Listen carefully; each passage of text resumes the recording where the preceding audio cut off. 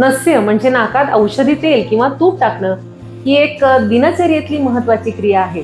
NASA ही शिरसो द्वारम म्हणजे नाक हे सगळ्या इंद्रियांकडे जाण्याचं मुख्य प्रवेशद्वार आहे असं आयुर्वेद मानतो.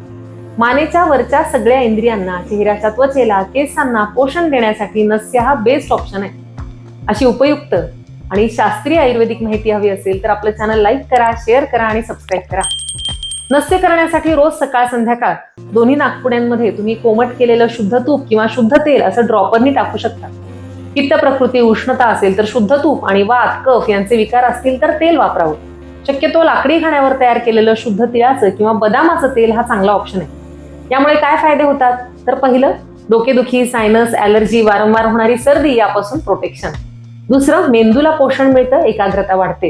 तिसरं, डोळे, कान, नाक या ज्ञानेंद्रियांचं कार्य सुधारतं. केस आणि चेहऱ्याच्या त्वचेला खूप छान नरिशमेंट मिळतं.